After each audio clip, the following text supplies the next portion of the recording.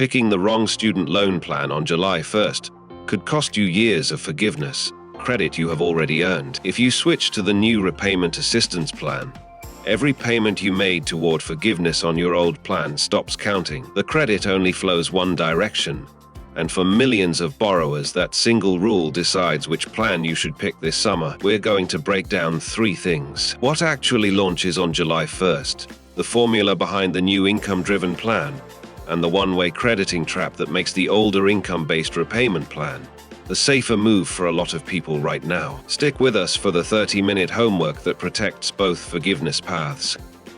Erica here. Last episode, we covered the SAVE plan ending, and today we go deeper into what replaces it. On May 29th of 2026, reporting confirmed 2 new repayment options arrived July 1st. One is the Repayment Assistance Plan, an income-driven plan we will call RAP, and the other is the Fixed-Term Tiered Standard Plan, both authorized in Public Law 119-21. Michael, before we get to the trap, set the calendar. What does a borrower actually experience on July 1st?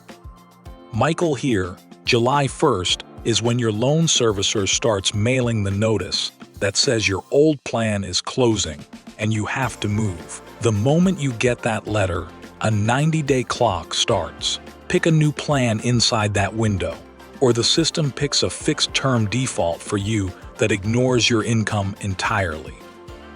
Nova here, and the formula is the part to write down. On the Repayment Assistance Plan, your payment is 1 to 10% of your adjusted gross income, divided by 12, then reduced by $50 for every dependent you claim. There is a $10 monthly floor. Think of it as the tax math the government already has on file, repackaged as a monthly bill. Nova, put a face on that formula before we go further. Imagine a school counselor earning $50,000 with one child. What does RAP actually charge them each month? Picture a counselor at $50,000 in adjusted gross income with one dependent. At a 6% band, the math is $3,000 a year, divided by 12, which is $250 a month. Subtract $50 for the child, and the bill lands near $200. That is a real livable number for most working borrowers. And the genuinely good part of RAP is the interest waiver. If your payment does not cover the interest, that unpaid interest is not added back to your balance. There is even a $50 principal match. If your payment barely dents what you owe, your loan stops growing while you pay, which is the protection borrowers wanted for years. So far, RAP sounds like a clear upgrade. Nova, here is where the story turns. Tell everyone what happens to forgiveness credit when you switch. This is the trap, and it surprised a lot of advisors. Payments you make on RAP do not count toward forgiveness on the older plans.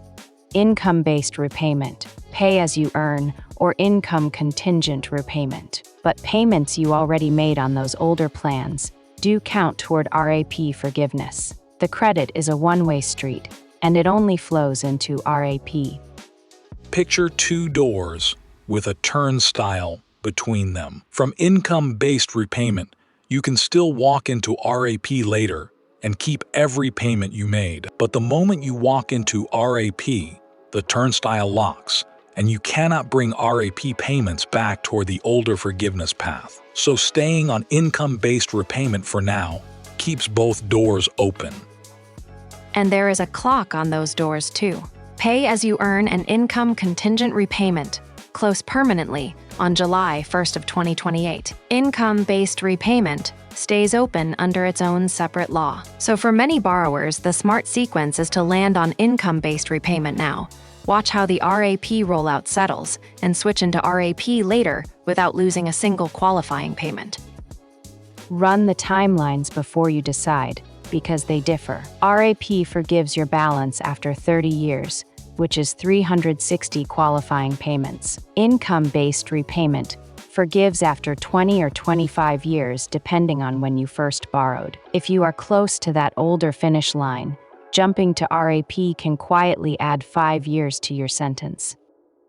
If you forget everything else, remember this: doing nothing is the worst choice, because the auto-enrollment drops you into a fixed-term plan calculated from your balance, not your income, and that bill is usually higher. Good news is, the default is avoidable. You just have to act inside the 90 days.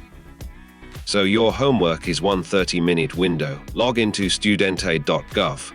Confirm which servicer holds your loans and update your contact information so the July 1st notice actually reaches you. Then compare income-based repayment against the repayment assistance plan using your real numbers before that 90-day clock runs out. That is the one-way crediting trap that should shape your July decision.